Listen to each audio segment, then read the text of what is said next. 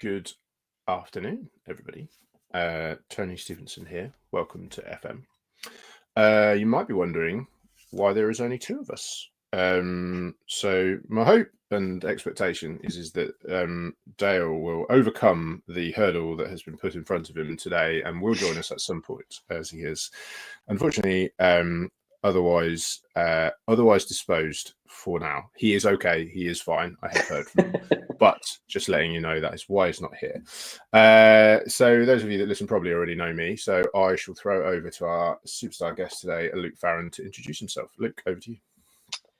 That's a big intro and expectation there. But yeah, great to be chatting. I think for those listening that don't know me, my name's Luke, founder at The Modern Firm. I'll just give maybe, just a quick 30-second background. Would that be helpful?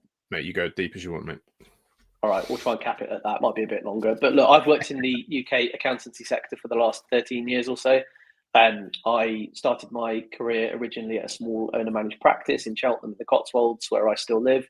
I did the whole move down to London thing and spent about 5 or 6 years working across accountancy practices of varying size and complexity down there. And towards the back end of that time, I became part of the founding team at a small boutique advisory called Acclivity. And long story short, that business was ultimately acquired by Cooper Parry, sort of larger top 20 national practice, back in January 2023. And I spent a few years in that organisation post-transaction, but without stating the obvious, I've come out the other side of that now and have launched The Modern Firm. And for me, multiple reasons behind that. Nothing against Cooper Parry or the big corporate world more generally, but I wanted to get back to working specifically within the sort of owner-managed business accountancy sector. And I guess more specifically, kind of like being back in control of my own time and destiny, which you can sometimes not have the joys of being able to do if you're shackled to a corporate desk. And yeah, in a nutshell, that's kind of where I'm at, really. We've been live for a few months now, kind of formally, conceptually been in the works for quite a bit longer than that. Yeah, super kind of excited about the journey we're going on. Wicked. I'd imagine it puts you in good company having been acquired by Cooper Parry, because Cooper Parry buying up everything that assets haven't bought, right? So yeah. So exactly. So it's not an uncommon story, I'm sure. I started life at the Big Four, so I spent the first half of my career in practice. Never quite found my spiritual home, but then maybe my time wasn't quite right. I think maybe if I had joined that world a bit later and been a bit closer to the technology bit, then there could have been some cool stuff in there that I could have found a path that I wanted to climb, that I never quite found. And I also wasn't very good at reminding people to pay their corporation tax, which is the kind of key bit of like the bottom part of like becoming a better tax advisor, right? So that was probably long prior to the time of that all being able to be automated, right, mate? But in the world that used to exist, it was automated, and I still managed to get it wrong. Oh, fantastic! Brilliant. I mean, I've kind of got fond memories in my earlier days of working in my first firm in Cheltenham, again, about 13 years ago, where I used to have to sit there manually at the end of each tax cycle, be that kind of corporate tax or personal tax, and kind of churn out manual emails to clients with liabilities, and had instances of things being copied and pasted incorrectly and giving people mild heart attacks that would call the office saying, why is their bill like 20x what they thought it would be? And yeah, it was a dull old time, really. But yeah, that stuff now definitely is a bit less mundane than what it used to be, for sure. My daughter really likes the film Sing, and there's the bit at the beginning of the film Sing where they're announcing the competition that's supposed to be £1,000, and then Mrs. that's it. I can't remember her name. The comedian Little Lizard, lady. I know who you mean. Yeah, her rifle's out and adds 2 zeros, and then they all get blown out the window. And just have a similar image of your customers your clients finding like their tax bill was 100 grand when they're expecting 1,000, and you get difficult phone calls. So our main man D-Rod has joined us and is politely and quietly waiting in the wings, I presume, for a nice interjection opportunity to jump onto the stage. So without further ado, I'm going to add him in, and he can explain himself. How you doing, mate? You okay? Good afternoon. Sorry for being late. I assume you guys can hear me okay. Is it all good? Sound good? You can. Yeah. Good. I'll explain myself. I went to a networking event this morning. It started at 10:30. It didn't start at 10:30. It started at like 11:15. And I'm still there. I'm supposed to be networking right now. I'm not doing a great job right now, if I'm honest. Do you pull what some type, people on?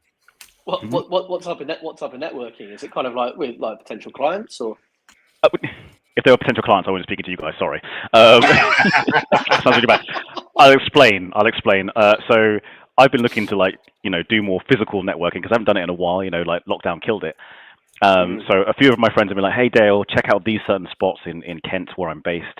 They're good ones." And my friend Warren, who's going to be on the show, he keeps saying he won't come on because he's too scared. He's going to come on. He said, "Hey man, try out this one in Sevenoaks. It's really cool. I go there all the time."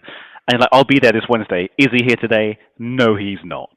Now, I'm a big boy. I can talk to people. That's fine. But it's like, he was like, I'm going to be there. I'll introduce you to some people. He's not here. So, Warren, if you are listening and you're in the comments, that you also need to explain yourself, my friend. I'm going to full name him as well. I'm going to say where he works as well. Warren Dunham, ADM Computing, based in Kent. They're a great business.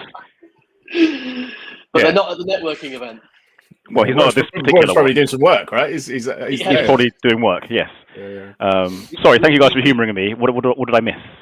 I didn't want to rat you out because I wasn't sure whether you were like doing something you shouldn't have been doing when you got stuck in traffic. So I just said you're otherwise disposed, just in case I publicly announced that you weren't working when you were supposed to be or something. No, so genuinely working. Calendar's up to date. Yeah, we're supposed to be. Yeah. Excellent. Thank you, I appreciate that.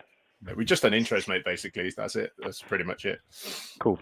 I would say though, I think that kind Miss of Crawley, by the way. Thank you. That kind of real life networking thing is definitely massively underrated and missed since kind of like post COVID 100%. And we were saying briefly prior to going live that the kind of conference circuit and stuff is like a great kind of way to get to know lots of people and even think that you know people that you don't necessarily kind of know just by being present in rooms with people. But we need to do more of that. I think I'm all about the kind of in-person networking. Maybe I'll come to Kent next week and join you. Mate, go for it. And if I do invite you to somewhere, I will be there. Warren Dunham, ADM Computing. Not letting it go. Sorry, I'm a bit hurt. There's nothing in the comments yet, mate. So he's hard. So you've already done intro. So do we already know who Luke is and where he's from and what he does? Yeah. Well, we haven't got to the what he does bit yet. We've just got the title of the modern firm, and we'll get into that. Luke, what is a modern firm? Yeah, so look, the modern firm, as I say, which has kind of been in the wild now for just over 2 months, conceptually quite a bit longer than that. It's ultimately a consultancy offering that I'm looking to take into accountancy practices, specifically at the kind of owner-managed business end of the market. I don't like to try and put a number on it in terms of sort of size of firm, because for me, it's more about mindset. But the reality is, kind of that owner-managed kind of end of the market. And ultimately, the modern firm is looking to partner with practices to help across a whole host of things, but process optimization, technology implementation, support with kind of staffing and resourcing, and really kind of many of the other operational headaches and hurdles that I think are super important to kind of where the sector's at the moment and where it's headed as well over the next kind of 12 months and beyond. Cool. Follow-up question. What does that mean for me as a business owner? So if I own a business, why would I want to go to a modern firm? I think if you are an accountancy firm owner looking to engage... No, not an accounting firm owner. If I'm a client, if I own a business, not an accounting firm, why would I go to a modern accounting firm? I see. I think ultimately, a whole host of reasons. I think you're going to have a kind of more efficient, more streamlined service delivery. You're likely to have kind of a more competitive price point, because that firm isn't going to be wasting huge amounts of time, resource and effort on delivering work inefficiently. I think ultimately the kind of experience that you're going to receive is going to be kind of exponentially better than somebody that's still sitting there banging out your books and records on a QuickBooks desktop or a kind of books and sort of records ledger. So, off the bat, those reasons alone, and I could probably keep going. But I think the reality is the expectations of clients in this sector is kind of, moving as quickly as the advancements in tech and AI and all of those things. You mentioned QuickBooks Desktop, so presumably there are cloud-based software. Tony, can you think of any good cloud-based softwares? I can, actually, yeah. There's one called Free Agent. No, you can't say it. They don't pay us, so you can't say it. Oh, right. Sorry. Okay. I'm joking. It's on the screen. I'm joking. There's tons of good stuff out there, right, from a cloud perspective. It isn't particularly difficult to go and find the major players. And all I would say on it is just like, right software for right client, right? That's all we ever ask for people, is like, we don't want a 200-person manufacturing firm put on free agent because it won't be the right thing for them. They'd probably look something like iPlicit or Counts IQ or something like that, versus maybe Zero with some add-ons. You know, for us, we're the smaller micro end of the market. So yeah, there's tons of the right stuff. Just I think the thing that breaks my heart, and I'm sure Luke, you probably support me on this, and probably you as well, Dale, is like when you just see like the clients coming in and then just being blindly chucked onto the same system that the last one got put on because that person knows that system the best, and therefore it's the easiest way for them to get out of the door at 5:31. That's what upsets me. 100%. Yeah, couldn't agree more. I think as well, like I think it's very easy as well from a kind of vendor and software perspective, and I'm not kind of applying this blanket over the top of all vendors and all softwares in the industry before I start getting lots of angry DMs or whatever else. Do it. Treat them all the same. Do it. Well, yeah, that's what I say. As a sweeping generalization, I think the reality is vendors are, naturally very good at their own products and kind of like, pushing clients into their own kind of offerings without necessarily considering whether or not that is the right piece of software and the right piece of technology more holistically across their practice. Because, for example, if I'm a practice management tool, I'm not necessarily going to be kind of concerned or interested about how my clients or how the firm is delivering on like management reporting, for example. It's a completely different kind of vertical, and I think it's only when you start to think about all these things in a more joined up way and how the data flows in between softwares and how the processes are being kind of like mapped and automated and stuff that you can really start to answer the questions explicitly around what softwares kind of are right for what particular companies and jobs. I'm right. This stuff fascinates me, right? And I don't want to stray too far from the crisp conversation, and we're definitely going to talk about coffee. And 100%. In fact, some of our best work is around. Most of our best work is around food or drink. In fact, if I'm really honest, but this stuff does fascinate me as a little side quest on our delivery today. But like when you go through that process mapping bit, Luke, do you find that? Do you find that like you sit down and you're like, yeah, this is sensible. This seems to there's a few tweaks, or do you find like actually there's a lot of improvement to be made in the firms that you speak with? I would say in the exposure that I've had so far to the firms that we're working with, I think I can give 4 live case studies, or at least 4 live examples that I've currently got in terms of practices that we're doing this sort of stuff with. So far, the overriding kind of view has been rip it out and start again in terms of processes. Because the thing is, I think over the years, and again, it kind of like correlates in terms of the advancements in technology and stuff in the sector. I think practices, have a great habit of turning up to conferences like DAS and Accountex and wherever else it might be. They get drawn into this kind of shiny object syndrome where they see a new piece of tech that looks great and wonderful. They plug it in, and it might solve a problem temporarily. But it's only when you keep kind of doing that and patching things and putting tech on top of tech and, not necessarily molding or bending your kind of core processes and your core delivery to that you quickly just find yourself in this kind of spider's web of kind of like inefficiency. And most of the time, the answer to that is kind of, rip it out and start again, quite frankly. And naturally, you can't do that overnight. And there isn't like there isn't kind of a, a suggested route there in terms of doing that all at once. But at least having a plan to kind of do that and doing it in bits is definitely what I'm finding. So what you call the spider's web of inefficiency, I like to call the tech splat. But yes, I really like the spider's web of inefficiency. That feels like a little clip to pull out and share after the session. So that doesn't wholly surprise me, right? But it's easy to take that approach, and it's always the one as well where you kind of like, well, I had this bit of kit and now it's outdated, it's broken, it's zombie product, it's end of life, whatever it is. I need to remove it and I need to put something new in. But I'm just going to take that bit out and put the new thing in and keep everything else exactly the same around that. And I was like, well, that system wasn't working beforehand, presumably because you've taken the decision to remove that piece of software, but not necessarily looked at like what else was happening around it, and that piece of software is not going to be like for like the same. So strong advice I think for anyone that's sort of exploring this is to just look at the whole thing rather than try and find the problems that you're trying to solve. Don't like buy a solution and then look for a problem. I've got the perfect example of that as well. Sorry. Go on then. Yeah. So had some clients about 6 years ago, migrated them from Sage Desktop to Zero, and they were complaining that Zero wasn't any more efficient. They weren't using any of Zero's features. They were still typing invoices out manually like they had to do in Sage because they were used to doing it.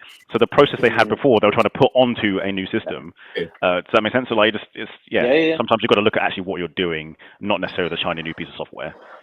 100%. It's not. I mean, technology is clearly quite important and arguably fundamental to how a practice needs to operate. But it sits equally, in my opinion, to the kind of processes that wrap around the outside of it, and in turn the automation and stuff that you can then end up plugging in. And that's before we start getting onto the conversation again, without deviating from Space Raiders and Months too much, about the world of AI and stuff, because there are so many practices at the moment who kind of are getting really excited about all of this buzz and hype that's coming with AI, but they don't have data sets or systems that are kind of mature enough to be able to realize that true kind of benefit as to what some of those platforms can do. And yeah, for me at the moment, kind of data is one of the biggest and most crucial things that we need to kind of get right to be able to really realize the efficiencies of this industry. There is one problem with AI and data, though. You can't eat it, whereas you can eat crisps.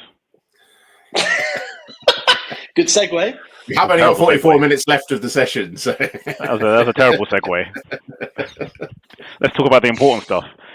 In your post, Luke Farran, you posted, I think it was some Monster Munch and Space Raiders, both pickled onion, bold choices, not good for kissing. What's your favourite crisp flavour? The reality is, after maybe 10 years of marriage, I mean, kissing isn't really something that happens that frequently anyway. So I'm sorry to hear that. So I don't have to worry too much about the kind of romantic kind of like blockers that Space Raiders and Monster Munch might throw in the fold. But look, for me, I mean, that's a super tough question, and I can't put one on top of the other. I think they sit on equal pegging for me in terms of sort of like crisp hierarchy.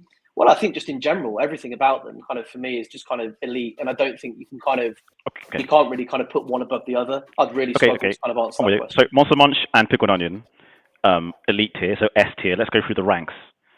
Oh gosh, what's a C tier crisp? What's a good average?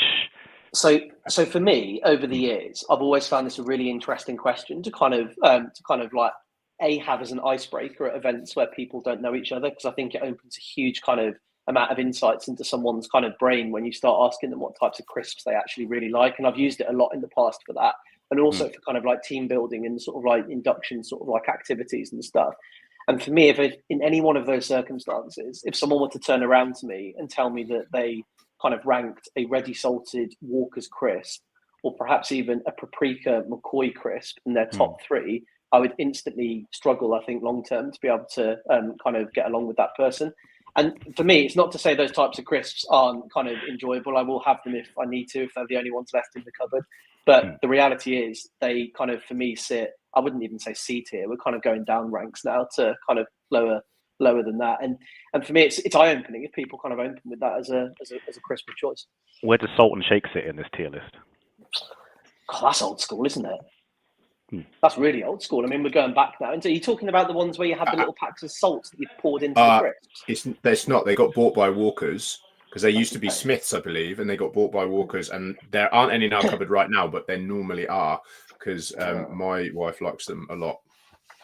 Yeah, I mean, I think the fact that particular type of crisp is quite interactive and you can actually do things beyond just consuming it, I think kind of probably puts it higher than a ready salted Walkers, but equally it's not very flavoursome, is it? Although you do get more salt than what you would on a ready salted Walkers. So when you actually look at it, it's about the same. It's just because it's like in the bigger salt crystals and pretty much just on the crisp at the top that you put it on.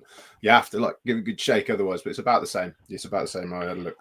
Do you guys know? So I need to monitor salt intake, and she would eat from morning to night if I let her. So do you guys? I've got one crisp fact. All right, do you remember like some people think that salt and vinegar is green and it used to be blue? Do you know why that is? No. Okay, so we all remember salt and vinegar being blue and. No, wait, that's all right. Yeah, and now it's green because of Walkers. The reason it is because Golden Wonder, a British manufacturer, used to have those colours, and they're the ones we're used to, and Walkers /Lay's always had the opposite.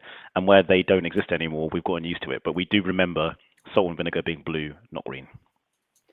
I think if you get any of the kind of supermarket own brand crisps, which again is a kind of tier that I wouldn't entertain getting into, but those types of crisps, I think, are the reverse on Walkers in terms of the colours from memory. So I think salt and vinegar still remains green and vice versa. What is it, cheese and onion blue, or whichever way around it is? But I think they're the reverse to Walkers. But yeah, no one's putting those in their top 3.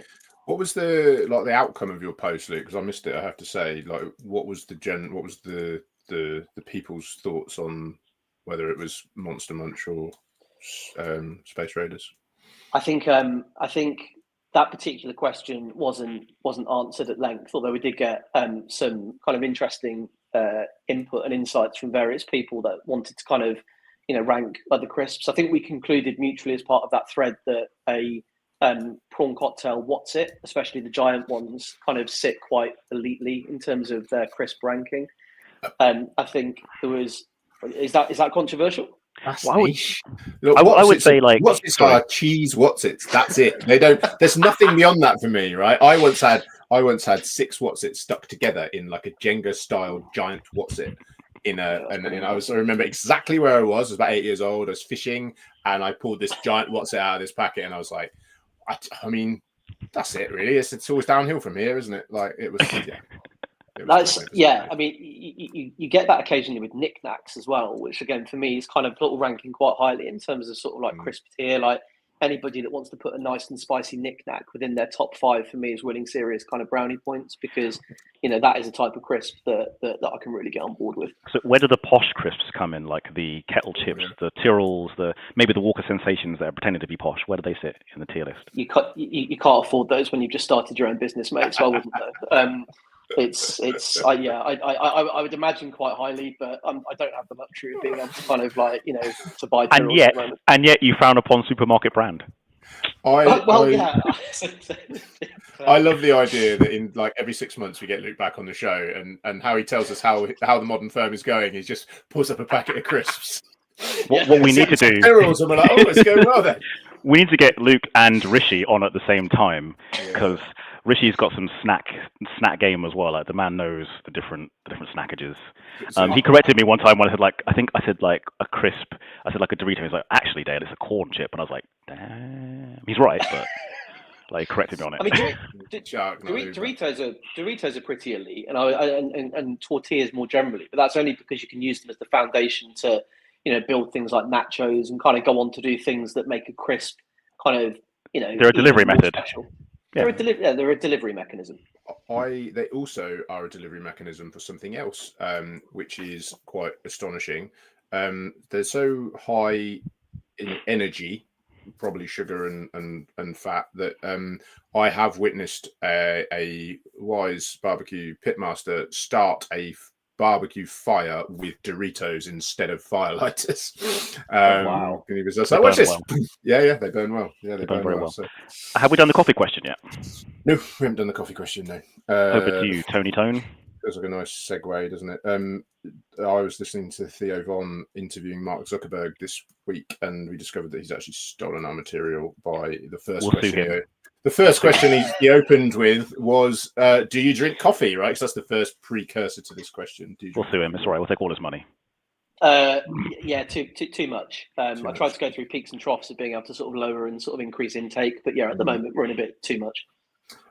Cool. That's good. So I've worded this question in a number of different ways, and sometimes I get it as confusing. But so if we can accept that nice artisan coffee from your local independent coffee house is elite tier, right? That's S tier, and we can kind of discount that for this conversation. What is your favorite chain coffee shop that you will buy coffee from, and what's the one that you will run a mile from if you're presented with all choices? So I recently, as of a couple of days ago, in fact, offended the lady at my local Starbucks when I went in there on my Monday morning commute to the office to order a skinny flat white, which would be my kind of my go-to coffee of choice. And the reason why I offended her specifically is because she's noticed me kind of going in there, most days now for the last couple of weeks. And when she asked me whether or not I had the Starbucks loyalty app, which she thought would be a good idea to be able to increase the number of free coffees that she could offer me, I told her I didn't want it because things like that clutter my phone up. I forget to use them. And she got really quite offended about the fact that I was going in there regularly to order coffee, but wouldn't want to download the Starbucks loyalty app. And so I guess in a roundabout way, if I had to choose kind of number one, it would definitely be kind of big corporate Starbucks. I would probably avoid Cafe Nero like the plague if I had to, and there's some kind of reasons behind that in terms of bad experiences, and in particular having a Luke, latte. it's a safe space. We listen, but we don't judge. What are the bad experiences? Well, the bad experience specifically was having a latte dropped over my lap when I was actually sat in the one in Cheltenham, and that was we're going back about 2 years now. But yeah, ultimately, I can't quite forgive Cafe Nero in Cheltenham for that if they're listening. So yeah, that's bottom of the pile. If you want to send me a ton of free coffee, then I might consider it. Well, that's it. Yeah, exactly. Yeah, caveat. Yeah. If Cafe Nero are listening and want to kind of like compensate me for that, then that's fine. But yeah, I don't know. But ultimately, there's a really, really fantastic coffee shop in Cheltenham, which there's anyone either listening or that's kind of like come from the Cheltenham area will attest to, and that's a place called the Scandinavian Coffee Pod, and that is a more kind of artisan sort of like fancy coffee place, but that place is making serious tracks in Cheltenham and kind of blows any of the above out the water. Okay, great answer. Yeah, Dale wasn't very happy because Nero's his choice, with Starbucks is mine. So is it? No. Nero's not my choice. It's Costa's my choice. Costa. Oh yeah. Nero. I run a mile Starbucks. from. But we determined though that like because Dale drinks black coffee and I drink coffee with milk or flat white, my upset with Costa is that the sizes are wrong. And I'm not a big fan of the. I agree. Everyone's free choice, but the sizes are wrong. Right, a flat white is a flat white. If they give me a double size, that's not twice as good. That's half as good because I don't like lots of coffee and lots of milk. That's a flat white size. Yes, and you're right. absolutely. You go to Costa and they start to try and blow the kind of proportion of those cups up a bit. And yeah, I'm with you on that. You need to order a cortado according to Kirsty Mitchell, and you'll get the right size. So you have to kind of order a size down to get the right size at Costa, which is the hack. Important knowledge. Interesting. Exactly. Luke, would you like a serious question or a dumb question? I'm happy to take a serious question and then sort of like go back to coffee and snacks. Okay, serious question. So to confirm, right, you have been an accountant in the past, right? No, so I'm actually not an accountant by trade. So I've kind of no. So I've worked in the industry for 13 years, but my background's always been kind of more in the world of operations. And so, whereas I'm probably, the atypical kind of like pub accountant that can kind of navigate my way through most of the kind of, topics that kind of sit in the world of accountancy, I'm not an accountant by trade. And for me personally, and again, like hopefully not going to offend too many people by saying this, I think kind of, people that have got that kind of non-accountant brain, can sometimes be the people that are actually kind of, better at kind of more problem-solving operational bits that, laying down the gauntlet. Sometimes some exceptions to the rule, but sometimes I found over you're here to make friends, not enemies. Offering an outside perspective, right? Adding to the conversation. Right? Exactly. Tony's diplomacy is legendary. That was very good, Tony. Well done. But look, for what it's worth, I'd be a really, I think I mean, I've always quite enjoyed numbers, but I've never been massively good at them in terms of like, I did toy with the idea about qualifying to be an accountant right back in the day. And I kind of quickly taught myself out of it. I don't know if, that would have been a career that would have ended up being kind of successful or not, but, who knows? This is the bit where you can just see Dale's brain just kind of like ticking over as to, what was your original serious question then? Because you started with you're an accountant, and then I think we got waylaid, didn't we? That's okay. I'm okay with the waylaying. Okay, here's a very simple one. What is it you enjoy about being in the accounting industry? You've done it for 13 years, but not an accountant. What's so pleasant? What's so great about it, about being in the industry? I think for me, it is the kind of, and it's been the case since, day dot 13 years ago for me through to now, the kind of, the usage of technology and the advancements in it over that period, be it the kind of cloud accounting kind of sort of curve initially, or kind of going on to move into this new era of automation and AI and stuff. But the technology kind of side of it for me has always fascinated me in terms of how to be able to kind of use that effectively to make people's lives more efficient and easier and more accurate, and whatever else you want to throw at it. But my kind of, I guess, qualifications, if you like, are sort of in business and IT. So I did a 3-year college course in tech and IT and a bit of business scattered in there as well. So kind of enjoyed sort of like, the kind of, and again, I was I chose in the end not to go down the path of doing something more conventional, like, web development, or kind of like, using technology in that way. But it had always been an initial interest and passion of mine, and being able to combine that with, accountancy, which is a sector, if I'm being honest, I did fall into a bit by mistake. It was an apprenticeship that I initially took at the firm I was at in Cheltenham. And frankly, the reality is it was just an apprenticeship that was paying quite good money at the time. And I quite liked the idea of earning quite good money. No shame in that. No shame in that whatsoever. Not pay the bills. Well, that's it. Although at the time it went more on kind of like going out nightclubbing and doing things that didn't involve looking after small bills. children. Bills. Yeah. Well, yeah, that's it. Yeah, bills, I guess. Our bills, it said. Yeah. But yeah, I don't know. For me, it's like it's a super friendly community and industry as well, isn't it? I've made loads of really good sort of like friends and connections over the years by being immersed in the space. And again, like, I don't have much exposure to other industries, but from what I do know, speaking to others that work, be it, again, let's not try and offend too many people, be it the legal sector, go all out, offend everybody. Other kind of industries, I think it's less collaborative and less perhaps friendly than the accountancy world. So yeah, cool space for me. The plants in your office, are they real? No, because I've killed my real ones over the years. Although I did have a prospect on a call the other day asking me whether or not I was cultivating cannabis over there. And I wasn't sure off the back of that whether or not I should retain that plant in the room or not, but it's still here. It's not cannabis, for the record, and it's not real either. If it helps, I get asked, I'd say on average, at least once or twice a week, what this is. Oh, yeah. Yeah. It looks like a Cadbury's dairy milk. That's exactly. That's what Lisa Cohen said, and then we had a bit of chat about the fact that obviously her brand colours are purple, and maybe that should be purple if it was Cadbury's. So it's not. Yeah, so it's just spongy foam to stop me sounding like I'm talking to you from a swimming pool. But it seems to fascinate people. I did think maybe I should finish off the whole wall and put some cool lights in there or something. But yeah, if it helps, I like it. People are always interested in what's going on in the background, right? Yep. I can't think who it was. I saw somebody put a post on LinkedIn earlier today, and they'll have to excuse me if I can't remember who it was. But the post was basically about whether or not we should be blurring our backgrounds on calls or not, or whether or not kind of leaving them kind of unblurred is a more kind of authentic way wherever you are. Kind of depends how messy your house is.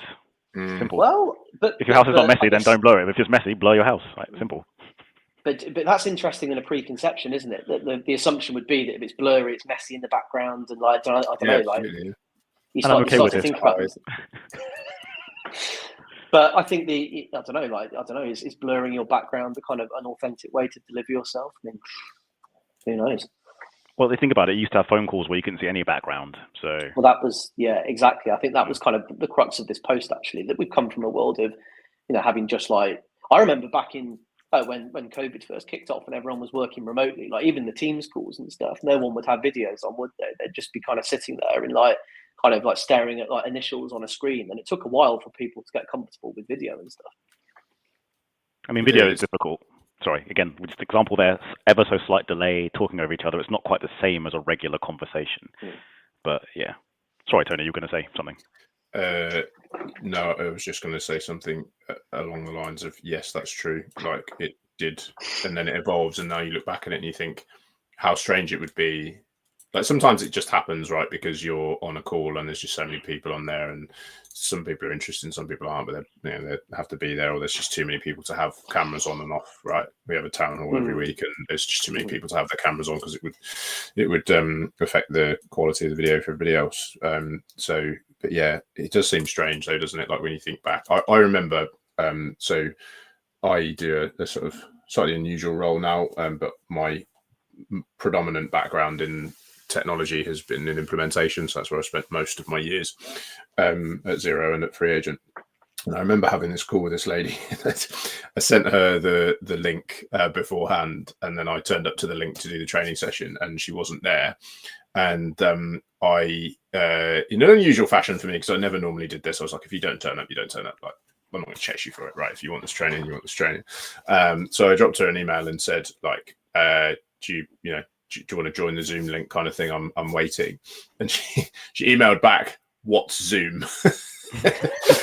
And I was like, this link, click the link. it'll go to wherever. And she's like, no, I can't do that. I don't have speakers, I don't have headphones, and I don't have a camera. So, and I was like, wild. I was like, this is slightly odd. And she said, I'm just going to keep pulling this thread because I knew she'd already had training before, so like a long time previously, because you could see it on the system. And it turned out that basically, like, what she was expecting was for me to call her on the phone, and then for basically both of us to have our screens open but not be able to see them, just like we could each individually see our own screen. And then I was going to sort of say, right, see that green button in the top left hand corner, click that once, navigate to the right hand side of the screen, and take her through it like that. Full on IT support. That's how the previous training had been done. And I was like, do you think back to it now, like that what's Zoom, right? That feels really like sorry, so guys. long ago, but I am being kicked out of the venue I'm in, so I'm gonna have to like say goodbye. This is the weirdest version of FM ever. Like I rock up late, drop in for like 20 minutes, cause chaos, then roll out. Like, Tony, thank you so much for being awesome.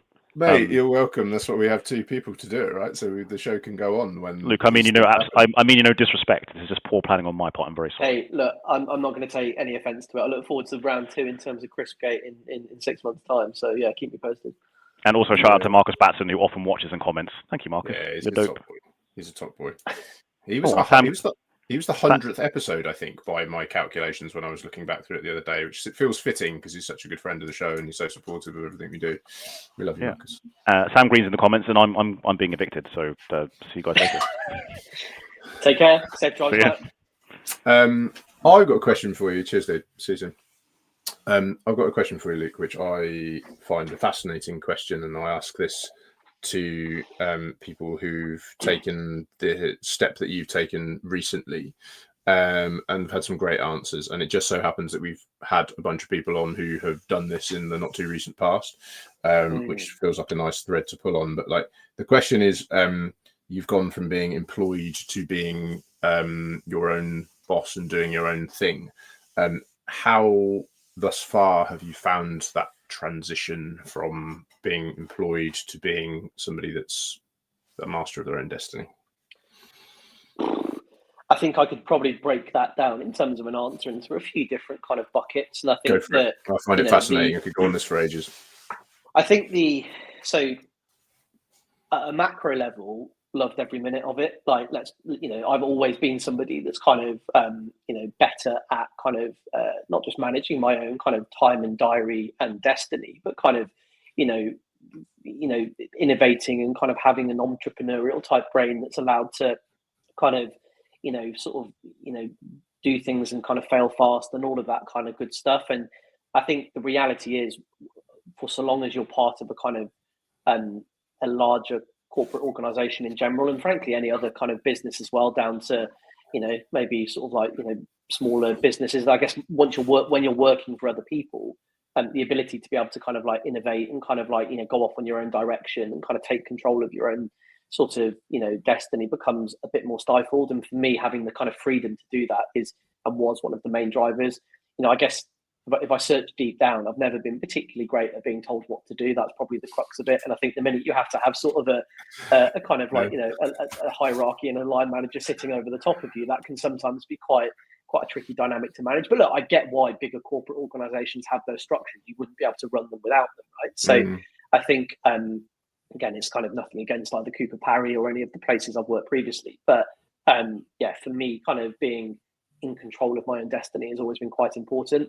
The reality is, when you step away from sort of a well-paid, stable corporate career and effectively turn off the tap in terms of a stable monthly salary, there's obviously a degree of kind of uncertainty and kind of stress and anxiety that comes with that to an extent. And for me, it was quite important to make sure that I had at least a bit of a safety blanket behind me, so that in case it all went south and went wrong, over the first month, 2 months, 3 months, whatever it was, at least I wasn't also getting stressed and worried about kind of where, my bills were being paid and kind of like, what was going to, what was needing to be done to kind of keep the lights on. Because for me, trying to sort of launch and grow and scale a business, which is ultimately what I'm looking to do with TMF, we're going to get to a point hopefully quite soon where we've got both a team here in the UK as well as a team over in Sri Lanka that we've started to spin up already. supporting us both internally, but also kind of like client facing stuff as well. And the reality is you can't kind of grow all of that stuff organically, whilst also try to ensure that you've got enough money coming into your personal account every month to kind of live on. And so for me, kind of having that kind of blanket or safety blanket behind me has meant that I've been less stressed and concerned about kind of, living, and more kind of, able to focus on just kind of the growth, which for me is really important over the next 6 months. Yeah, like tapping off 20 grand a month to like go and buy yourself a nice new car and go on loads of holidays, probably just slow. You're looking at it going, it's just slowing everything down, right? Like I come on my bills and make sure that we're all good and the family's looked after. But after that, it's foot to the floor, right? I think so. That's it. And ultimately, it's still a case of being careful and considerate and ensuring that, again, both in terms of the business and personally, you're not running off in silly directions, because there needs to be a degree of balance around all of this. But for me, I kind of I made a promise to myself that if we were going to go at TMF, we were going to go at it properly. And for me, that looks like again, kind of hopefully quickly growing and scaling this to something that is beyond kind of just me and my dreams. And I think that the way of being able to do that effectively kind of means having that sort of foundation in place. But yeah, I think the crux of it is, for me, I've always been somebody that is quite entrepreneurial, kind of somebody that's quite driven by being able to kind of like solve problems, innovate, move forward, all of that stuff. And I just kind of felt that that was becoming a little bit stifled in the world that I was in previously. Hence giving this thing a go. Interesting. I really liked James Sunden's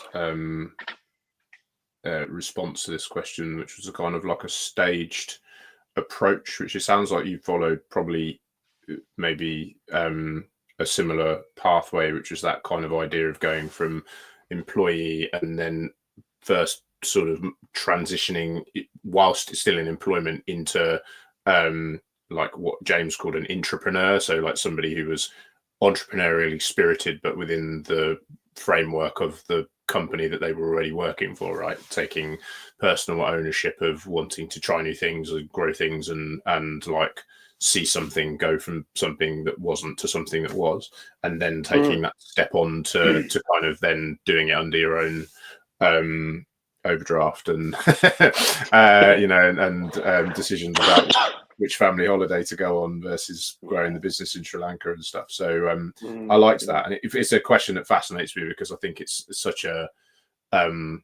transitional moment in people's lives. And I also remember there was a post Zoe Whitman put up like some time ago about this idea and about how difficult it was to know what to do, like in that moment when you're sat there, kind of like you come into the office and there's nobody there saying, please do this thing. You've got to work out what that thing is and then work out if that's the right thing to do and then go do that thing yourself, right? And I think that idea I mentioned, it must feel quite sort of weird when you first walk into your office on that first day and you're like, now what? 100%. I think it's about really surrounding yourself with kind of the right people, both personally and professionally, I think, to kind of help you on that journey initially, at least, because you're right, when you don't have big teams of people or kind of access to kind of like more senior kind of like mentors or whatever else in a kind of company capacity, it's really important to ensure that you've got the right trusted friends and advisors that kind of sit around the outside of you, that you can soundboard some of those things off. And I think that's kind of super important, because you're right, it can otherwise be quite lonely. And for me, like, I've talked about this quite a bit on LinkedIn over the last sort of couple of months, really. But for me, the kind of one of the main, I guess, like prerequisites or promises that I made to myself when launching the business was to be as active and as visible as possible. Because I think if you're not doing that, ultimately, kind of people don't know who you are. You're not winning new work, all of those things. And it's very easy sometimes when you're being active and visible to kind of put aside or put across a side of the story that everything's hunky-dory and rosy and brilliant and wonderful, because social media kind of can, offer that false sense of illusion sometimes. The reality is, I think most days, more definitely most days, you're always going to have those kind of moments of self-doubt and kind of, anxiety and sort of, stress and all of those other things that naturally come with life, let alone running your own business. And I think that's quite important for me to put on the record. Really, it's not all kind of hunky dory and roses, and you can sometimes get drawn into that sort of false sense of illusion when you hang out on LinkedIn for 5 minutes, because that's what the world's portrayed as, isn't it?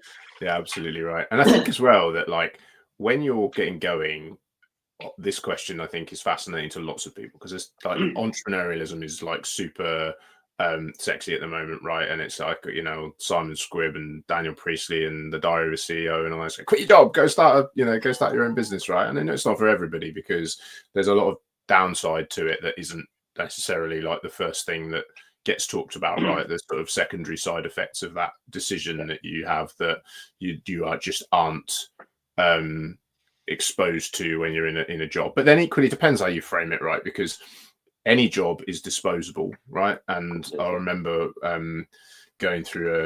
being at a business, going through redundancies and seeing somebody, like who'd been made redundant, been at that company for a while, was in floods of tears about the whole thing. And I was just like, I get why, but like the reason wasn't because they were going to have their income taken away. It was the personal slight on them of like, I've done everything for you business wise. I've given, my pound of flesh for 11 years or 15 years or however long it was. And now you're telling me to go. And I'm like, it's a business, right? Like ultimately, then there's nothing personal about it. You took it personally, but like when you're in that situation, everybody's disposable, because stuff like COVID comes along and you never saw it coming, right? Some piece of legislation changes and things change. So, it's not like a no risk strategy being employed, but it feels like it, I think, sometimes. I think you're right. And again, like, you're completely right that firstly, there isn't a right or wrong in terms of entrepreneurship, launching your own business or working for somebody else. I think lots of people are very good at kind of doing, both of those options. And ultimately it's kind of down to, the individual, and there's a whole kind of, there's a whole kind of market or requirement to kind of have both of those types of operators in the market. But yeah, you're right. Yeah. We can't all be entrepreneurs, because otherwise there's no one doing any work, right? well, and equally, we can't all be kind of like running our. We can't all be working for other people, because there wouldn't be anybody starting business. So you're completely that's it. You need to. I think everyone needs to kind of know that's the case. But you're also right that I think there's big preconceptions around kind of like stable corporate careers and stuff are just that. They're stable, they're safe, they're whatever. But they are until they're not, as you say. There's a whole host of examples over the years I could reel off, either personally or kind of, with people that I know that have just assumed they're in this kind of gig that's going to last forever and ever, and then suddenly bang, in a heartbeat, it's kind of gone overnight. And I think people just need to constantly be, not only mindful of that, and it's not constantly about being in the market for new jobs and constantly looking for new work and stuff. It's not about that, but people just need to remember that. I think life comes in chapters, doesn't it? Right. And it's very unlikely that one chapter is going to last forever and ever, certainly in the world of work. Indeed. Question which is a slight segue, but not really, because you said Sri Lanka, and it reminded me, we got asked this question by Owen last week, which Dale and I both thought was a great question, and one that we were going to shamelessly steal and ask guests in the future. So I'm going to do that now, which was essentially, what is your favorite place that you've ever visited, like traveling, holidays, whatever? Sri Lanka was quite cool. I was out there last month, or back end of March, actually. Sorry. Visiting some of the team that we've started to hire over there to support us internally. And it was a cool place. So I like Sri Lanka. Is that the coolest place I've ever visited? I would say probably up there. I quite like Thailand. I did that a few years ago, especially down on the beaches and stuff. I think that was a different way of life, really, in terms of how chilled out and how laid back everything was. Again, at a different chapter in my life, pre-kids, when things were a little bit easier and more free-flowing. But yeah, Koh Samui down in Thailand was quite cool. I've been fortunate to go to quite a few places. I mean, I actually proposed to my now wife at the top of Kilimanjaro in Africa. So we did she said she really wanted to go on this safari. Again, we're going back a few years now. And I said to her, oh, that's cool. They've got this nice mountain in Tanzania. Do you fancy climbing that as well? And she went, no, not really. And I ended up talking her into it. And I had this kind of like this preconception in my head. It would get to the top of Kilimanjaro, like plains of Africa in front of us, down on one knee, like it'd be super romantic. The reality is, like, she got severe altitude sickness and it was a fucking disaster. But we did manage to pop the question, and fortunately she said yes, and we are now married. But yeah, Tanzania was quite cool, and Kilimanjaro was pretty special. That is quite strange, because I talked about this last week. My favourite place is Everest Base Camp, partly because of the trek and the toils to get there, but also because I proposed to my now wife at Everest Base Camp, which is not a million miles short of the altitude of Kilimanjaro. My wife also got mild altitude sickness the night before, and our I've forgotten the name of the tablet that you take.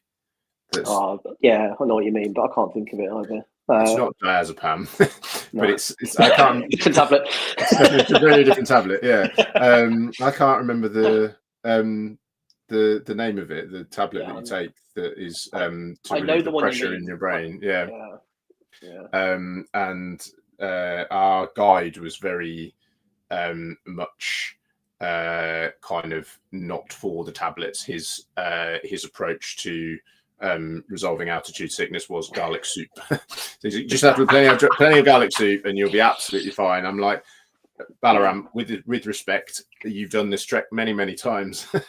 And we were sat there, and she got the headache and stuff like that, but we were sort of like on the last leg of the trip, like to actually walk to it is not, I wouldn't say it's not flat, but you've sort of reached the altitude that you're going to, and you're just kind of walking down the glacial bed to get there from the final tea house to the final the final place, which was really cool. But yeah, I had the same thing, and maybe you did this. I was like, my wife will be delirious from altitude sickness. I will trick her into agreeing to marry me.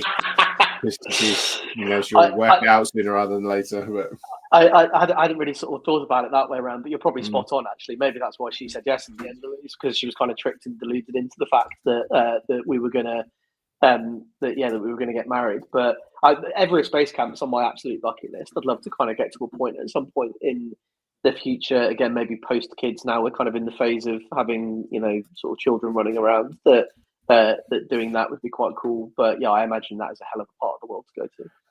Mate, it was incredible because for so many reasons. Like, it wasn't actually that expensive when you think that it would be Diamox. That's it.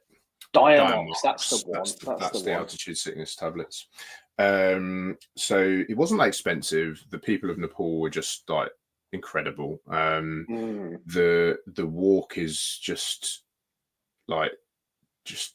unspeakably like beautiful, challenging.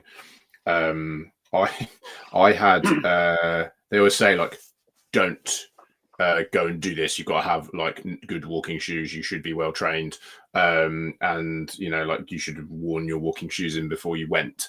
And I bought some walking shoes, wore them to do some training in, which was one walk, and I wasn't really a walker, and they were awful. So I was then like, I ran out of time to buy them before we left, and then had to buy them in the North Face shop in Kathmandu, and got incredibly lucky. Didn't get a single blister the whole time. They dug in a little bit at the back, a little bit of a bruise from them, but no, nothing. But yeah, it is just a truly magical place and experience, but it's quite doable. Like, there's like, when you say that to people at base camp who haven't done stuff like that, they assume it's at sea level, and they're like, oh, it's just a walk, because that's like logical, right? I didn't really know how high it was before I started researching it, and it's not. It's like 5,300 meters above sea level.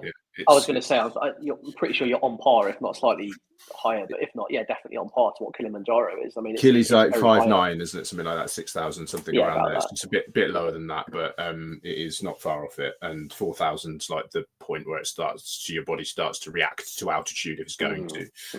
But yeah, amazing. Like, surprising, like how excited our guide was when we got to see Everest. So we saw it twice, but quite often you can do the whole trek and not see it because it's kind of tucked around the back, and like if the clouds don't part right, then you won't get to see it at the right time because it's covered by the other mountains that are in front of it. But we were sort of and we were talking about the Annapurna trek maybe, and or Everest Base. We got so lucky. So like we arrived in Kathmandu, and then you have to fly up into the mountains, and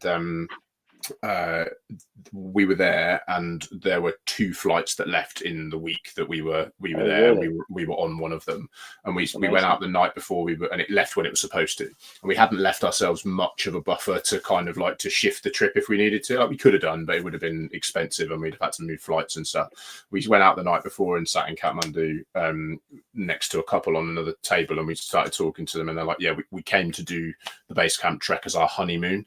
And we couldn't do it. Like we couldn't get up there because the cloud conditions and the weather wouldn't allow us. So we had to do the Annapurna trek instead. And they were like, it was great, but like we came to do EBC and we haven't been able to do it. So we were really, really lucky. And we had this amazing guide as well. He was like, he was just incredible. Like he was about 50. And he clearly ran another business somewhere else because he was taking calls about deliveries and things like while we were doing this thing. He was just this amazing human. Yeah. And then but he spoke some English, but not like loads. And then when we met these 2 Scottish guys who had a guide who did speak really good English, so we were trying to like communicate through him, and they kept staying at the same places we were staying as we went up, and eventually we managed to get out of him that he'd been in a BBC documentary about like something to do with like the mistreatment of Sherpas and like some really political stuff that was the documentary got put up and then got taken down because it was like kind of controversial and stuff. And he was sort of walking along and everybody knew him and like, oh, you know, hi. He's been doing it for like 30 years. He was absolutely amazing. And we remember he managed to. We didn't realize, but you're not supposed to take anything from there. They don't like you to take any stones or any mementos or anything. Innocently didn't realize this, and we were leaving, and the guy was like, "Have you got anything?" And I stupidly went, "Yes." And then he was like, "Pull stones out," and like we were like, and he didn't look very happy. So we looked back at our guide and we're like, "Oh, what to do?" So he came over, had a word with the guy, and the guy went like that and nodded and put it back in the bag. And amazing! He managed to help us to get a little memento out of it. But nice. Yeah, it was very cool. It was very cool. I can't say I've actually ever sort of spoken to or met anybody else that's kind of done a proposal within a kind of like mountainous region like that. So I think if nothing else, that's been super interesting just to actually kind of we'll have to compare kind of Killian and Everest Base Camp stories in more detail, maybe at the Caltex next week or beyond. Indeed, but Achilles on my list. I think it will be a while before we get to it, given that like family life isn't necessary. But there was a 13-year-old lad who did base camp when we were doing it, so it's achievable quite well. Whether that was sensible or not, but he seemed fine. But then everyone seems fine until they're not, right? So until they're not, indeed. Just before we part, anyone that's listening or catching this on the catch ups, do you want to just give us that final, like, who it is you want to speak to, and if they want to get in touch with you, how best to do it, and then we'll close out. Yeah, look, I think ultimately, I'm loving at the moment talking to accountancy firms across the UK of all different size and scale, from the kind of like sole practitioners through to, some practices sort of in the, top 50 at the moment. And all of those conversations are carrying kind of different sort of levels of potential involvement or kind of opportunity to work together. But for me, it kind of boils down to mindset. I think that's the most important thing. And if you're an accountancy firm that's looking to kind of go on that, not just digital transformation journey, but kind of journey around sort of process optimization and ultimately looking to run a better and more modern kind of practice moving forward, then we'd love to chat. LinkedIn DMs are always open. Kind of Luke at modernfirm.co.uk. Carrier pigeon, quite an easy guy, really. So, let's talk. Found in that Starbucks in Cheltenham, but definitely not in the Nero, right? Don't come to the Nero, no. But Starbucks coffees all around for anyone that fancies them. Absolutely cool, mate. It's been a pleasure, and I'm going to end the stream. now. Lovely. Okay, mate. Great, son. Cheers.